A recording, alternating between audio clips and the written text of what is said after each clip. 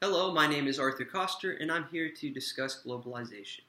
Globalization is the trend towards greater economic, cultural, political, and technological interdependence among national institutions and economies.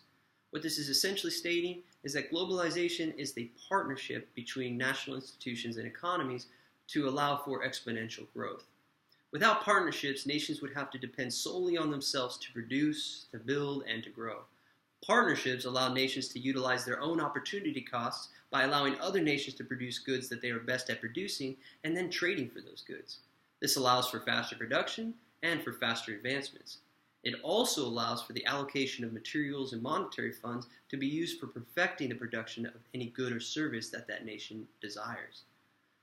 Now, when discussing globalization, it is important to look at two main factors that allows globalization to function. The two main factors that allows all of this to happen is free trade and technology. Without these two factors, it would be near impossible for globalization to function as well or if at all. Now, other factors include regulation and politics, but these are not as important as trade and technology. Now, this leads to globalization in markets, which is the convergence of buyer preferences in the markets around the world. A huge driver for globalization in markets is technology. Technology, like the internet, allows buyers and sellers to fulfill their needs with ease of access at an efficient rate. Globalization in production is the dispersal of production activities worldwide to minimize costs or maximize quality. This is essentially the goal of globalization, which is to minimize costs and maximize quality. An example of a company that has close to perfected this is Tesla. Tesla has focused on dropping the cost per kilowatt hour of their battery while still providing a high-quality product for consumers to utilize and enjoy. Now, although there are many positives of globalization, there are also some negatives. For example, globalization can cause ecological problems as well as economic problems, especially when it leaves people without jobs.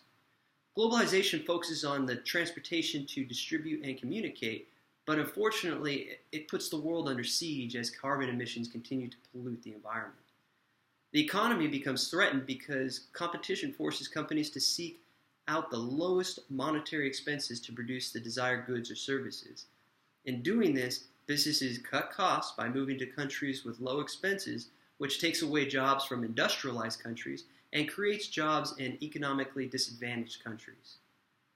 Globalization is neither good or bad. It is the driver in which the world can function.